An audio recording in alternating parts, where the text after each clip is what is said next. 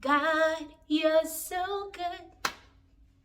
God, you're so good. God, you're so good. You are so good to me.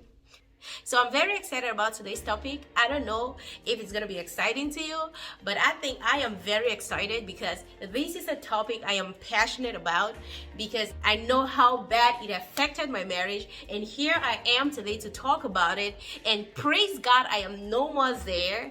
I am now doing better. I have let go that old habit, and today I can just share it as, an encouragement to someone. I can just tell you guys my story. Like, it is such a beautiful thing to know that I went through that and now I am a better person. Now I no longer do it. But anyways, let's dive right into the video.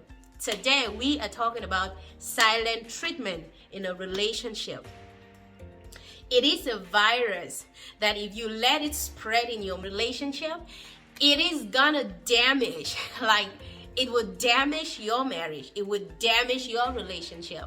You don't want that. So today I'm just gonna share a quick experience that I had in my own marriage and how I overcame and where I am today. And trust me, the difference is like day and night. But right now, praise God, we are in a good place because I overcame this habit, this virus called silent treatment. Welcome to my channel. If you want the most effective way for your marriage to crumble, silent treatment is one of them. Not talking to your spouse, not talking to my husband, even after he apologizes, I still don't talk to him. I wait until I feel like I'm ready to talk. Like, he has to stay for at least a day or two without me talking to him, even after apologizing, even after doing all what he can do, to just get me back to that happy state. No. And is not getting it. No. So I only come back when I feel like it. So that is called silent treatment. And why am I sharing this? Because I know that other women out there do the same. Some people believe that silent treatment is just another form of abuse. I think they are so right. Now I no longer do it. Like, even if you pay me to do it, I cannot. Like, even when the thoughts come, like, and you know what? Your husband has done something you don't like, just don't talk to him for maybe one day or two. Like, when those thoughts come, I'm like, devil, get thee behind me. Like, I am so intentional about not doing it again. I keep asking myself, why do we women feel like silent treatment is the way to go? Each time our husbands hurt us or just say random words that make us angry. The reason I say women is because I feel like this is so common with women. We do that a lot. I haven't heard that men do this. If you know a man who does it, or if men do it, please let me know in the comment section, because I feel like this is so common with women. And if you're watching me, you are a man who does silent treatment, like, what are you doing? That is so unmanly, so undignifying. Like, if you are a man and you do this, don't do it. Don't be acting like a woman, Okay, moving forward. Some of us women, I am the case study here. Some of us women, especially me, I felt like I turned my home to some kind of a professional setting. Remember, a home is a place where we are supposed to express ourselves without fear of, being judged or, anybody picking on our words and all that. The home is a place where we just freely express ourselves. But sometimes in person, so I'm using myself as a case study, my situation was worse. Like, I got myself to that point where my husband was so careful with the words he says, because every word he says will surely be used against him in his wife's court of law. Like, I was that critical. Like, I was speaking on every word he says. It's almost like I was looking for ways to get angry. It was that bad. And when I get angry, I don't talk to him for the next at least a day or two. And now he has to figure out how to encourage himself in the Lord. Like David did. David encouraged himself in the Lord. But the sad thing, Not every man knows how to encourage himself in the Lord. Not every man knows how to stay at home and encourage himself until your wife comes back to, to normal. Not every man can do that. Every man wants solace. The good thing with me, praise God. I mean, God is so merciful. My husband would just, soak himself in music. He would just be listening to his music 24/7 and just ignore me because he has apologized to me, done everything he can, and I'm still so moody. I'm like, you know what? I just want to be not talking to him. When we do things like this, you never think that it is wrong. At that time, you feel like he deserves it. Why did he say such words to me? Why did he step on my toes? Why did he do that? You feel like you are justified. But when God finally delivers you, like now I look at the state of my marriage then compared to now that I no more do it, the difference is like day and night. That is why I say, even if you pay me to go back there, I am not going back there. Because that was, I would say, maybe the darkest moment of our marriage. You know, when you have kids, there's already this natural strain in your relationship because you are all caught up trying to handle the kids, trying to do this and that. Imagine you having to deal with the strain that comes from having kids so early in your marriage.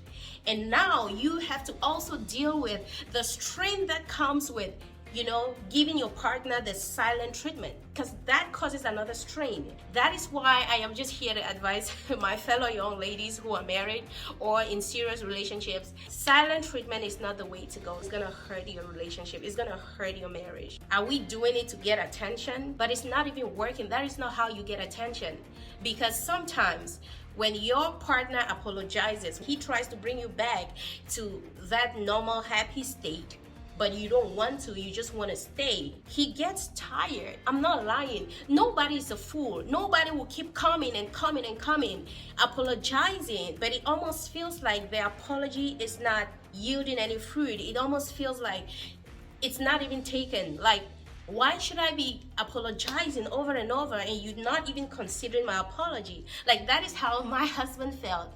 So at some point when I get angry and he apologizes and I don't listen, what he does is he just moves on. When he sees any hints, he would just be like, okay, let me brace up myself for the next 1 or 2 days. After all, she's not gonna talk to me. What you are trying to maybe get attention, when you do it over and over and over again, your spouse gets used to.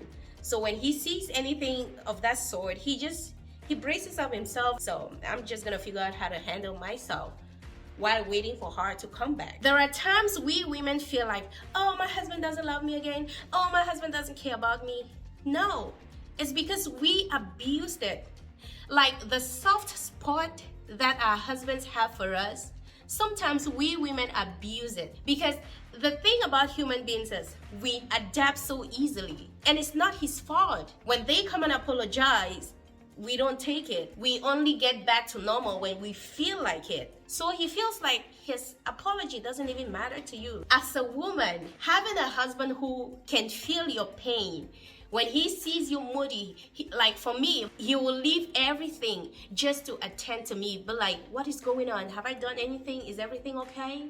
Like having your husband have a soft spot for you, it's a weapon for a woman. If you are not feeling well, if you are not happy, he is moved by it. He wants to fix it. But when you abuse it, then he takes it back. Do you know why the Lord's Prayer says, lead us not into temptation? It doesn't say, deliver us from temptation. It says, lead us not. Because not everybody has the ability to overcome temptation. Not everybody has the ability, have the grace to resist temptation. That's why the prayer says, please God, don't even lead us to temptation, because I don't want it, because I don't think I'm able to overcome it. But do you know what some of us wives do with this silent treatment thing? We are leading our husbands to temptation. We are literally leading them to the arms of other women to go and be tempted. Why? Because when you give a man silent treatment, of course, he's not going to stay there and wallow in pain. He wants to find solace. Some of us are just blessed with husbands who, love God and, are God-fearing. So they just find themselves listening to music and, working in order to just keep themselves going. If you are not that blessed, and you do silent treatment, you are literally forcing your husband to go out there and find solace. And if that works, now you are dealing with a more bigger problem. You are dealing with infidelity. No more just the fact that he said a random word that got you angry and you gave him silent treatment. Unfaithfulness in your marriage. Come to think about it, is it worth it? I know somebody might say a man who wants to go out there will definitely go. No matter what you do, he will go. You are right. But isn't it better for you to know that you never did anything to contribute to the fact that he went out there? Because I feel like the worst place anyone can be, especially us women, is feel like you contributed to your husband's actions. When I have these conversations with my husband, he's like, don't talk about those days. Like, those were the darkest days and I don't even want to talk about it. It is so bad. Please don't do it. If you are doing it, don't do it. Or if it's working for you now that you're doing it, remember, in the next 3, 4, 5 years, it's not going to work anymore. You won't believe it. Maybe your husband is just being overbearing now. Don't think it's always going to be that way. If you have the ability to live in peace, accept apology easily and just move on, please do it. So in my case, how did I get to the point where today I no longer do it? It is simple. Every time my husband steps on my toe and I don't like it, when he apologizes, because that's another thing. Men, do you apologize? Do you tell your wife you're sorry when she's not happy? That's the thing too. I hope you're doing it. So for me, I used to get angry over the most trivial things, like the most irrelevant things. That is how I get angry. As like I just get triggered anyhow. Like it's that bad. But praise God, this is a thing of the past. So right now, when my husband steps on my toe, you know what I do? When he says I'm sorry, that's okay. I accept the apology.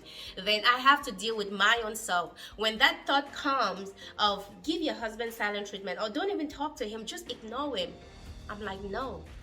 I remind myself that this man is a good man. This man has me in mind. This man wakes up every day, does all what he does for me and our family. This man is my support system. He pushes me to become the best version of myself. He is so supportive. He is so loving. He will never, like he tells me this every day, I will never intentionally hurt you. He tells me these words, like in those days when we used to go through all this, he would tell me like a million times, I will never intentionally hurt you. So you should know that. So right now, the reason I'm able to just, I don't remember the last time I even stayed for 2 hours. 2 hours is even too long without talking to him. Because I remember these words. Your husband loves you. He will never intentionally hurt you. He is your number one supporter. So I need to reaffirm these things to me, like repeat these things, write them in my mind. And when things like that happen, when I get angry with him over any little things, because it's always trivial things. So when I get angry, I just have to remind myself. And I'm like, you know what? You're about to get mad at the wrong person. We are all not perfect. We are humans. We are not perfect. So why are you expecting him to be perfect? Why are you punishing him for just being human? Because we humans, we make mistakes, right? So why are you punishing him? So if you are listening to me, you don't know how to deal with it, pray about it. Also remember this man. The fact that you married him, the fact that you said yes to him was because he was a good man to you. You loved him. He treated you nice. So remember those days. Remember who he is to you. Remember how much he loves you. Remember how much he cares for you. Remember the sacrifices he has made for you. Remember that he will not just intentionally want to hurt you. He won't intentionally want to bring you down. So remember these things. And when you remember them, it will help you, know that he is not the person you should be doing silent treatment with. So I'll leave you with this story. Our mother always shares this story with us. There's a couple who lost their child because they were not talking to each other. The enemy thrives when there is disagreement, disunity, when people are not talking to each other, especially couples. So they were not talking to each other. All of a sudden, their child fell sick. So they took the child to the hospital. The mother was standing over there, the father was standing over there. And they are Christian, they are a Christian couple. if they could just bring themselves together to hold hands and pray, because the enemy thrives in disunity. They gave the room for the enemy, and he came in and afflicted their child. So if they could just come together and pray, they would have surely still had their daughter today. But no, everybody was like, I'm not talking to him, I'm not talking to her, you know. So their child died just because of this silent treatment. The enemy took advantage and afflicted them. We need to be very careful. We don't want that to be our story. You don't even want the silent treatment to be the reason why your husband went out there and had another relationship. You don't want that. It's not worth it. So that I can tell you today, that silent treatment is the highest thing that almost destroyed my marriage, and that is why I'm sharing with you. If this makes any sense in your ears, if this applies to you in any way, believe you me, it's not worth it. You don't want to spend your life regretting. If you are watching me and you are a woman who has probably gone through things like this in her marriage, and you have overcome things like this, what advice do you have for the other young women who are struggling with this? Please let us know in the comment section. I will be so excited to hear your story, and I believe that someone is going to read your comment and is definitely going to be blessed by it, because at the end of the day, we have to strengthen each other, we have to learn from each other, and we have to do better as wives, as mothers, as as just women, as people. We are striving towards doing better. We are all in work in progress. You know, the beautiful things about videos like this is that they also help to keep me in check, because when that evil thought comes, this video is going to remind me that you have to do what you preach. Like, you have to keep doing it. So videos like this keep me in check, and you have no idea how excited I am. And let me just say this, if you have a woman who is doing this and you are not even married to her yet, it's gonna get worse when you get married. So I'm just giving you a heads up. You might want to deal with it now that you're not married yet. You want to talk about these things because it would definitely help you when you get married.